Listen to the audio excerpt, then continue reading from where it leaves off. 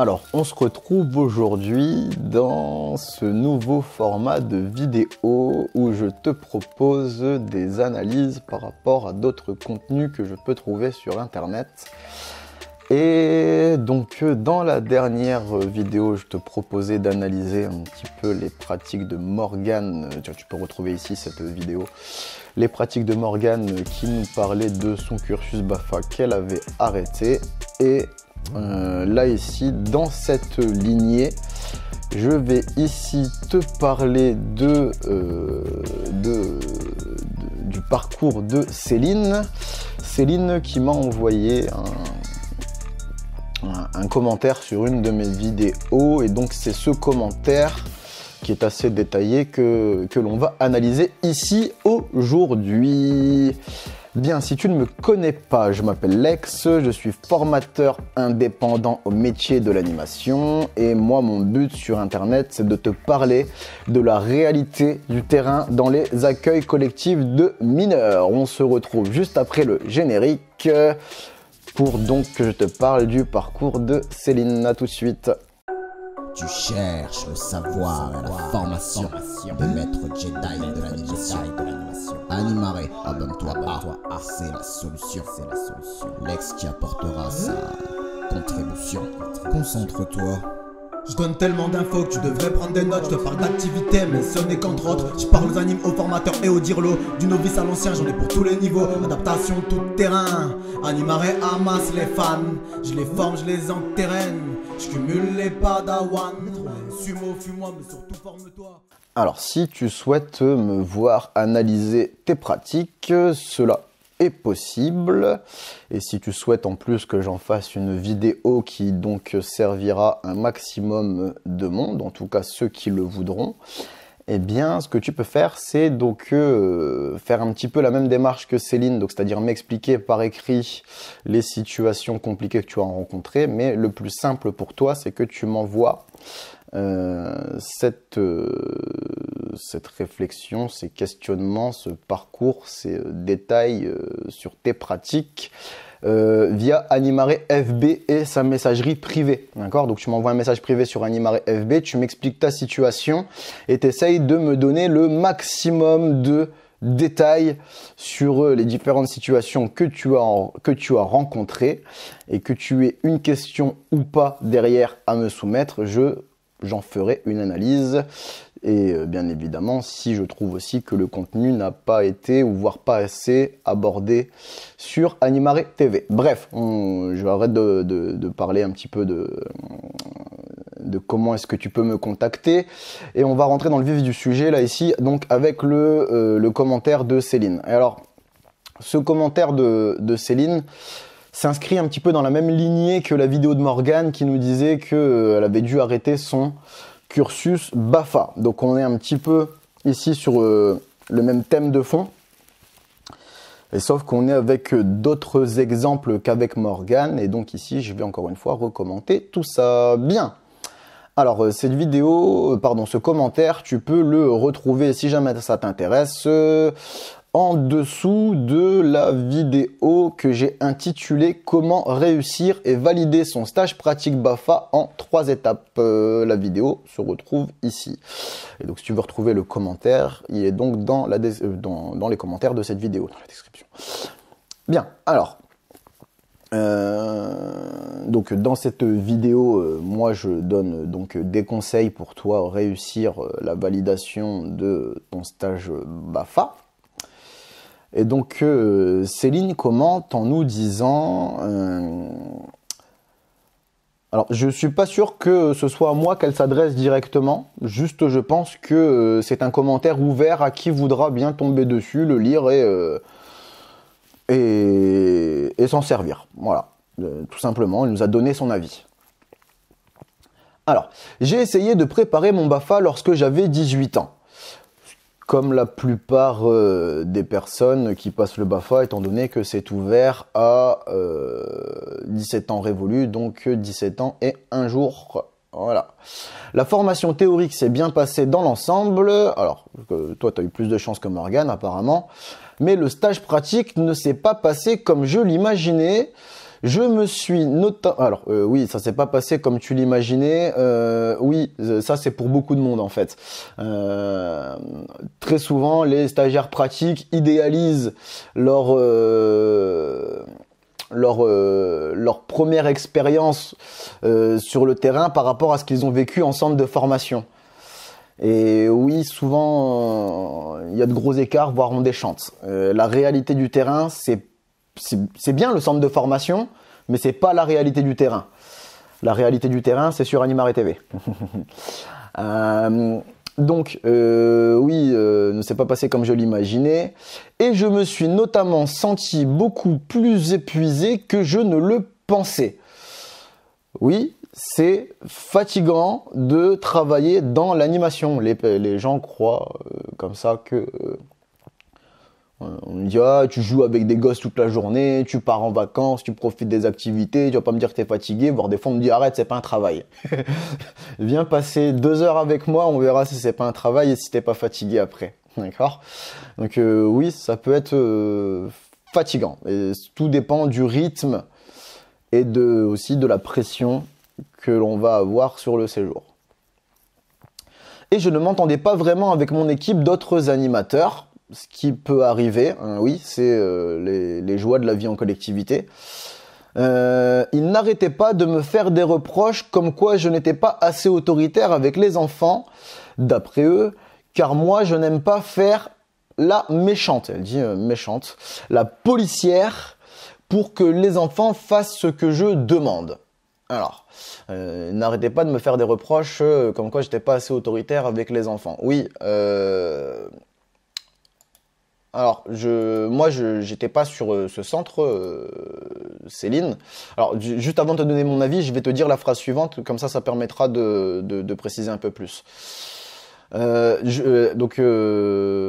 disait qu'elle n'était pas assez autoritaire et qu'on lui reprochait donc de pas être assez autoritaire, qu'elle voulait pas faire la méchante ou la policière, et juste derrière elle nous dit « Je préfère parler normalement car je sais que les enfants peuvent obéir quand même ». Toute la subtilité de cette phrase est dans le « peuvent ». Donc oui, c'est quelque chose qui se passe régulièrement sur le terrain. Où d'un côté on voit des stagiaires pratiques où en fait c'est même pas question de stage pratique, en fait c'est question de novice. Tu peux très bien ne pas être en stage pratique mais juste être novice et avoir ce travers là entre guillemets. C'est très souvent on voit des personnes arriver venant du monde des bisounours. Oui, si je parle gentiment, on sera gentil avec moi. Y a pas besoin d'élever la voix pour te faire entendre. C'est bien, c'est pieux, c'est altruiste, c'est beau, c'est tout ce que tu veux, mais régulièrement c'est le meilleur moyen de te faire bouffer en fait. Et aussi, généralement ce qu'on voit avec ce genre de personnage là que je viens de t'imiter là il y a 2 secondes, c'est que dire non c'est difficile. Ah ouais, dire non, c'est pas évident. J'ai peur qu'on m'aime plus après. Donc, je le dis gentiment en me moquant tout doucement, mais c'est bien d'avoir des personnes comme ça qui soient douces, prévenantes, bienveillantes et tout. Mais c'est super jusqu'au moment où tu as besoin de faire un peu preuve d'autorité. Et je dis pas qu'il faut pas être ce genre de personnage que je viens d'imiter, je dis juste qu'il faut pas l'être en permanence. Il y a un moment quand tu dois dire non, c'est non. Il y a un moment quand tu dois dire stop, c'est stop.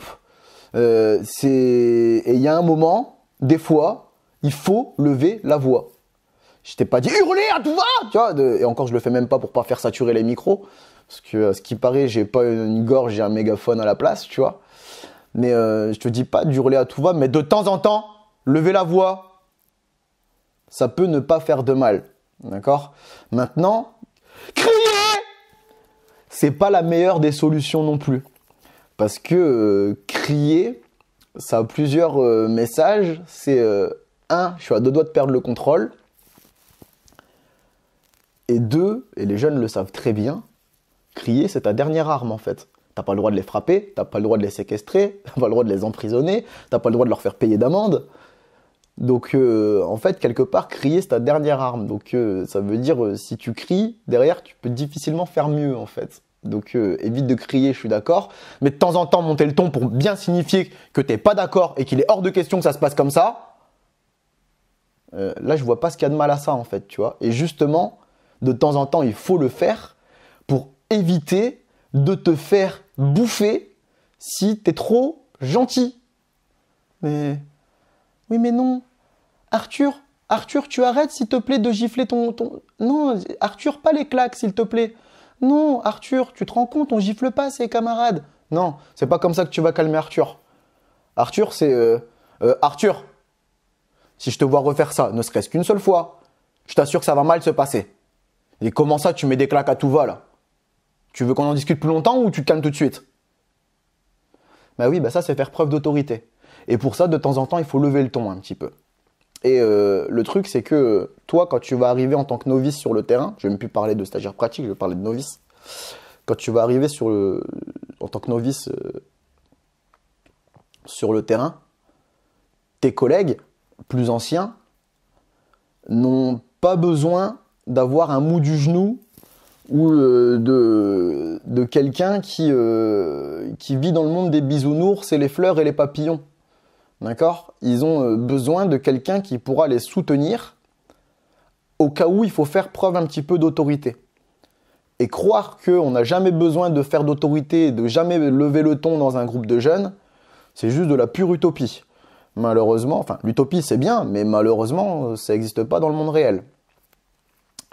Je ne veux pas rentrer dans les détails des contre-exemples, d'accord? Mais en règle générale et à grande échelle, ça n'existe pas l'utopie, d'accord? Les humains ont des défauts.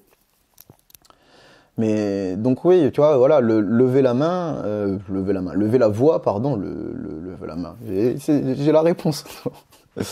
Lever la voix de temps en temps et avec parcimonie au bon moment, mais pour poser ton autorité, ça peut être bien.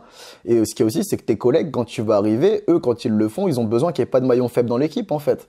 Donc oui, de temps en temps, il faut lever la voix, c'est tout, c'est comme ça. Hein. Ça s'appelle de la gestion de la vie collective.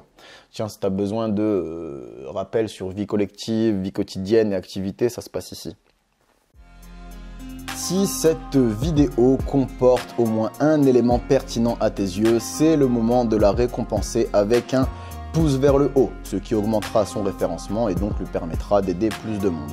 Si tu tiens à me rétribuer pour le travail et les contenus gratuits que je mets à ta disposition sur Animaré TV, abonne-toi à cette chaîne afin de m'encourager à produire et améliorer ces futurs contenus. N'oublie pas d'activer la cloche de notification pour ne plus rien manquer. Exprime ton avis dans les commentaires ou va découvrir les autres canaux d'Animaré dont les liens sont dans la description. Tu peux me poser tes questions sur tes pratiques ou sur mes contenus en m'envoyant un message privé sur Animaré FB ou en me passant un coup de fil via la médiathèque Animaré. Les liens sont toujours dans la description.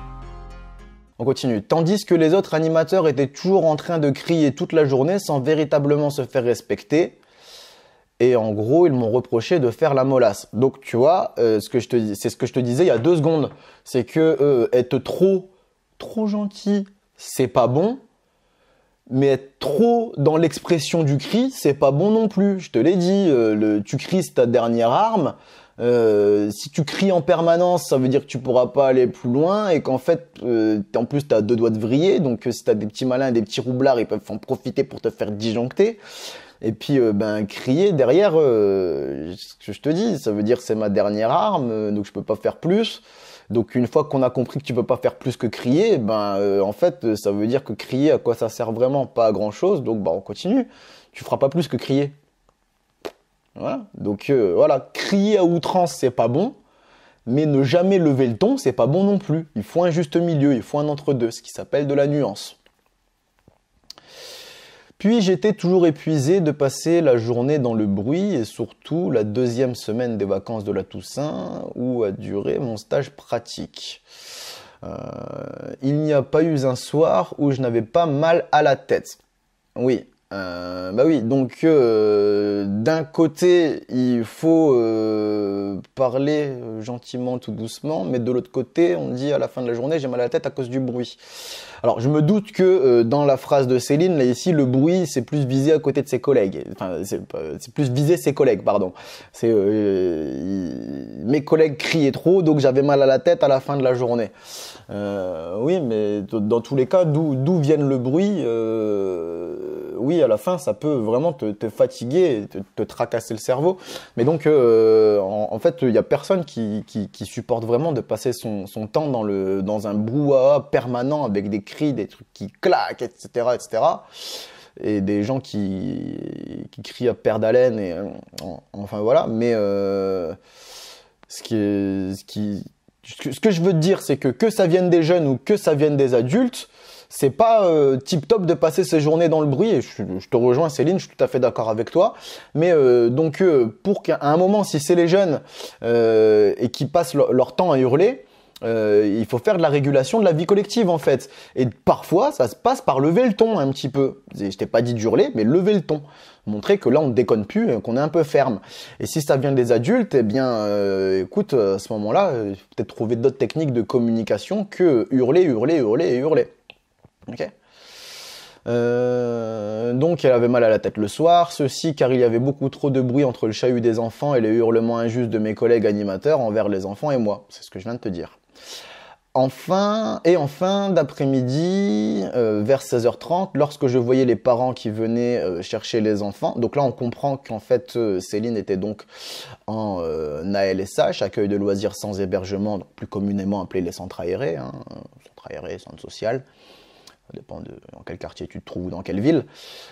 Quand les parents viennent chercher les enfants et que la nuit commence à tomber parce qu'on est en automne et que les journées sont courtes, je n'avais qu'une seule envie, rentrer chez moi, foncer dans l'armoire à pharmacie, me prendre un cachet d'aspirine pour le mal de tête et me poser au calme pour faire ce que j'avais l'habitude de faire le soir, c'est-à-dire me doucher, dîner, recevoir de la visite, enfin, faire ta vie à ta maison, Céline, ok, d'accord ?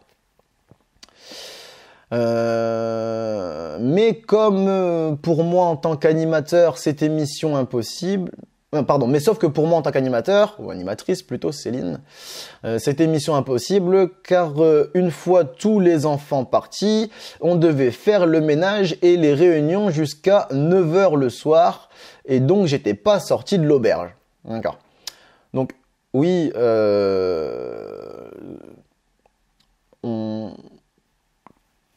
c'est vrai que l'avantage du fait de travailler sans hébergement, c'est que tous les soirs, tu rentres chez toi. Maintenant, le problème, c'est que dans l'animation, ce qu'on dit souvent, c'est que tu sais à quelle heure tu commences et tu sais pas à quelle heure tu termines. Pourquoi ? À cause des réunions le soir et des temps de préparation pour les journées à venir, qui se font en général le soir. Raison pour laquelle moi, quand je dirige, je ne veux pas travailler comme ça et je ne veux pas prendre le temps libre du personnel de mon équipe et donc je m'arrange pour faire les temps de préparation dans la journée. Si ça t'intéresse, il y a mon modèle de projet pédagogique que tu peux découvrir sur la médiathèque Animaré. Mais voilà, oui, tu sais à quelle heure tu commences, tu sais pas à quelle heure tu termines. Et après, tout va dépendre après de ce qui se passe sur ton séjour parce que la réunion va être plus ou moins longue et aussi qui la dirige, la réunion. Après, derrière, tout dépend du temps de prépa et de l'efficacité de l'équipe d'animation aussi. Donc oui, on sait à quelle heure on commence, on sait pas à quelle heure on termine. Et c'est très souvent exploité par le fait que la plupart des personnes qui travaillent dans l'animation et surtout pendant les périodes de vacances sont en CEE, contrat d'engagement éducatif. Et donc, ce qui veut dire que sur un CEE, tu n'as pas un taux horaire comme sur n'importe quel autre contrat. Tu as un forfait à la journée. Et donc, dans le forfait à la journée, il n'y a pas écrit les heures dessus. Donc, généralement, c'est pour ça que ça tire un peu sur la corde dans l'animation. Voilà, donc je continue. J'avais mal au dos en faisant le ménage et dans la salle de réunion. Presque je m'endormais sur la table et je sentais ma tête lourde. Donc, en gros, les journées de Céline, je pense que pour elle, c'était interminable. et je me faisais toujours gauler au moindre soupir et mes collègues me disaient que si j'étais déjà épuisé avec un stage BAFA, je ne pourrais jamais être une bonne mère responsable quand j'aurai un enfant plus tard. Ce qui m'a sidéré.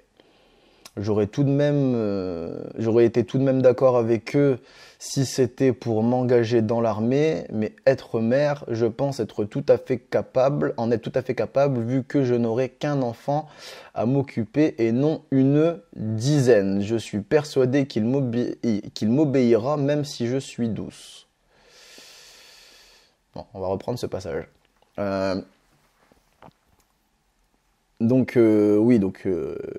Les journées de Céline sont interminables, la réunion et compagnie, voilà. Et donc, il se passe ce qui arrive régulièrement en fait. C'est que c'est intense en fait les séjours dans l'animation. Et Céline, si jamais tu regardes cette vidéo, sache que ça l'est encore plus quand tu es avec hébergement. Et donc moi personnellement, je comprends tout à fait ta fatigue et je ne vois pas en quoi on peut te la reprocher. C'est normal. En fait, ne crois pas que les animateurs anciens qui étaient avec toi, eux, n'étaient pas atteints par la fatigue. C'est juste qu'ils le cachent, en fait. C'est juste qu'ils le cachent et qu'ils ont trouvé d'autres solutions pour continuer à travailler malgré la fatigue. Mais eux aussi sont atteints par la fatigue, en fait. C'est pas des Clark Kent. Enfin, bref, après, bien sûr, chacun a son propre rythme, mais tout le monde finit par être atteint par la fatigue, c'est normal, oui, c'est crevant de travailler dans l'animation, c'est fatigant physiquement et mentalement. Par contre, le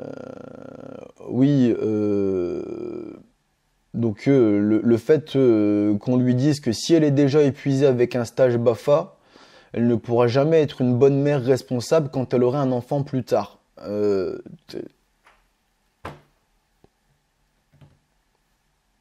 T'es qui pour juger ça en fait?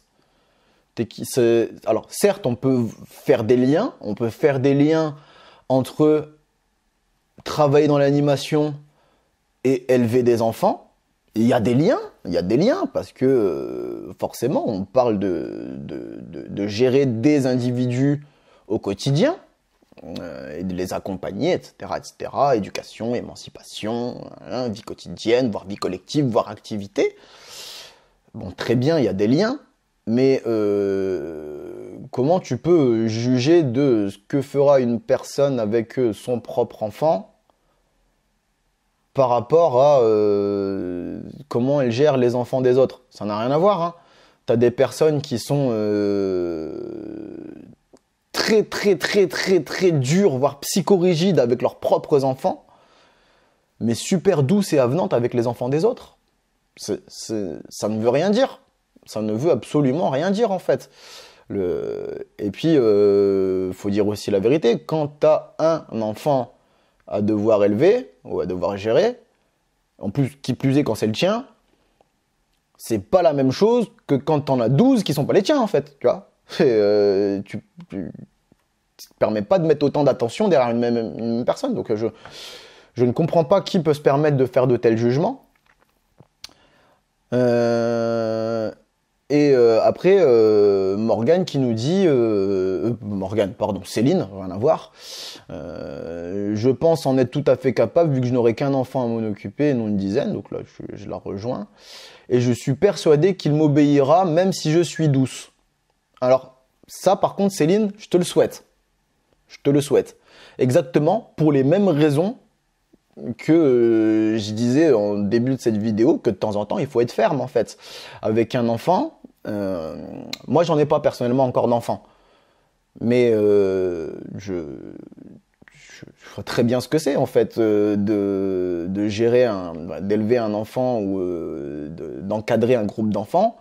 Il y a des moments où il faut être ferme. S'il n'y a pas des moments où tu es ferme pour poser des limites, en fait, tout simplement, l'enfant ou le groupe franchira les limites, abusera et va même empiéter jusque ton autorité. Donc s'il n'y a pas un moment où tu poses des limites, ton enfant il va te marcher dessus. Ce qui est tout à fait logique, l'enfant cherche sa place. Et si on ne lui montre pas sa place, il va en prendre de plus en plus. C'est tout à fait normal, ça fait partie du développement de l'individu. Donc, en tout cas, moi, Céline, ce que je te conseille, c'est que même si je te souhaite d'être une maman douce et aimante, de temps en temps, il faudra être ferme. Ça veut pas dire être dur, mais ça veut dire de temps en temps poser des limites. Ok. Bon, voilà, c'est un conseil d'éducation, t'en fais ce que tu veux avec tes enfants. Hein, voilà. Donc voilà, je ne m'attendais pas vraiment à un tel phénomène, j'imaginais tout autre chose. Je n'ai pas fait la deuxième partie du stage pratique et l'approfondissement qui était prévu au cours des vacances scolaires suivantes, tant j'étais dégoûté. Et derrière, Céline conclut en disant « Mais je souhaite tout de même bonne chance à tous ceux qui préparent le BAFA et félicitations aux admis. » Eh bien, merci pour tous ceux qui ont poursuivi et qui ont fini par être admis au BAFA de tes encouragements, Céline. Donc c'est très altruiste à toi, pardon, malgré le fait que tu n'y sois pas retourné. Et moi, voilà ce que je voudrais te dire, enfin ce que je retiens, ou ce que plutôt je voudrais que tu retiennes, parce que moi je retiens plein d'autres choses, mais je ne veux pas forcément en parler ici maintenant, parce que je voudrais pas que la vidéo s'hyper éternise et que pas aller trop loin non plus dans le débat pédagogique pour pas perdre tout le monde. Ok. Déjà que je pense que la plupart de ceux qui l'ont allumé la vidéo ici nous ont déjà quittés. Ce que je voudrais te dire un petit peu en leçon, voilà, que je retiens de ce parcours-là, du parcours de Céline, c'est que, bon, premièrement, l'animation, c'est pas le monde des bisounours. Et oui, il y a de temps en temps où il faut, je dis pas, je répète ma phrase, hein, de temps en temps, il faut. De temps en temps, ça veut pas dire en permanence. Mais de temps en temps, il faut monter de ton, serrer un peu la vis, se montrer, enfin, faire preuve d'autorité et non se montrer autoritaire. Faire preuve d'autorité pour préserver le cadre du séjour et le bien-être collectif et individuel du public que l'on va accueillir. De temps en temps, il faut se montrer en fait les garants du cadre et des limites qu'on a posées pour pouvoir conserver un cadre sain et équilibré, tout simplement. Ok ? Donc c'est bien d'être doux, d'être gentil, mais de temps en temps, il faut savoir dire non, il faut savoir dire stop. Et le meilleur moyen de le faire, je l'ai dit dans plusieurs vidéos, mais je vais te le redire ici, hein, c'est de te justifier en fait. Que tu dises, je dis ça quelle que soit la position en fait, que tu dises oui, que tu dises non, que tu dises peut-être, que tu dises je ne sais pas, que tu dises on verra bien, dis pourquoi. Dis-le pourquoi. 1, ça donne une raison, ça permet d'appuyer tes propos. Et 2, ça permet aussi de transmettre à ton interlocuteur le fait que c'est pas une crise d'ego. C'est pas juste on fait parce que j'ai décidé ou on fait pas parce que j'ai décidé. C'est non, il y a une bonne raison derrière. Regarde, je t'explique et voilà la conséquence que ça va porter pour tout le monde ou pour le centre ou pour toi, c'est tout ça. D'accord ? Donc voilà, donc la justification. OK ? Et la deuxième leçon que j'en retiens, c'est que je pense que c'est pas que lié au milieu de l'animation, mais oui, il peut y avoir un côté un peu ego trip parmi les anciens ou disons les confirmés de l'animation. Ceux qui ont un peu plus d'expérience que les novices, jusqu'à expérience sans limite. C'est que ces personnes-là peuvent parfois être arrogantes, voire déstabilisantes envers les novices qui n'ont pas leur background, leur bagage, leur parcours derrière. Mais il y a un moment, je pense que ces personnes-là, il faudrait qu'elles se rappellent que, elles aussi, elles ont été novices et qu'elles aussi, elles sont posées des questions quant à leur positionnement par rapport au groupe, en fait. Par rapport au groupe, donc le collectif d'adultes et le collectif jeune. Okay, je pense que ces personnes-là oublient qu'elles aussi sont passées par là et n'ont pas toujours été les bêtes d'anime qui se font respecter comme ils le font aujourd'hui, hein, pour la plupart d'entre eux, voire c'est exceptionnel s'ils ne sont pas passés par là, ils ont dû acquérir ces techniques par force d'observation, de mise en place et de tests. Et que il y a un moment, si si dans l'animation, si tu tiens à véhiculer l'ouverture d'esprit et notamment l'ouverture aux autres et à la différence, et ça peut être aussi à la différence de niveau et de compétences, si tu tiens à véhiculer ça auprès de ton public dans son séjour, ben la cohérence pédagogique, c'est le fait que tu véhicules exactement la même chose dans l'équipe d'adultes en fait. Donc avec les novices, un peu de patience, un peu de tolérance, un peu d'accompagnement, se rappeler qu'on a été comme eux et qu'ils sont en stage pratique.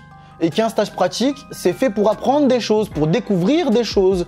Et c'est pas fait pour se faire cartoucher sur des préjugés et préavis des anciens. D'accord? Donc, au lieu de me dire tu vas te faire bouffer par tes gosses et t'es une molasse, ben donne-moi tes techniques pour que je puisse me faire respecter par le groupe en fait. Je trouve ça beaucoup plus constructif que l'insulte déguisée en fait. D'accord? Et c'est ça aussi le rôle des anciens, c'est d'accompagner les nouveaux. Si on tient à ce qui est des encadrants de qualité, ben, il faut qu'ils soient accueillis correctement et formés correctement. Et ça passe aussi par la transmission de savoir de collègue à collègue. Et pour ça, il faut qu'ils t'accueillent correctement et que eux-mêmes soient bienveillants avec toi au lieu de vouloir te descendre, te dénigrer, voire t'insulter pour pouvoir mieux se mettre eux en avant. Toi tu sais pas faire, moi je sais faire, donc toi je te rabaisse et moi je me mets sous les feux de la rampe. Bah oui, bah à fonctionner comme ça, on va se retrouver avec plus grand monde en fait. Tu vas dégoûter tout le monde et tu formeras pas les nouveaux. Donc il y a un moment, c'est pas comme ça qu'on fonctionne si on tient à ce que les jeunes aient des séjours de qualité sur la longueur de séjour en séjour. Ok ? Donc voilà, moi ce que je pense un petit peu de cette vidéo, et je vais donc la conclure ici en te disant que c'est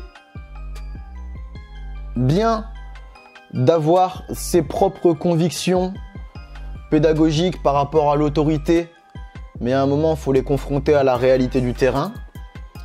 Et que quand t'es novice, t'as le droit à l'erreur, t'as le droit de pas tout connaître. Il y a des personnes qui sont censées t'accompagner et te transmettre leur savoir.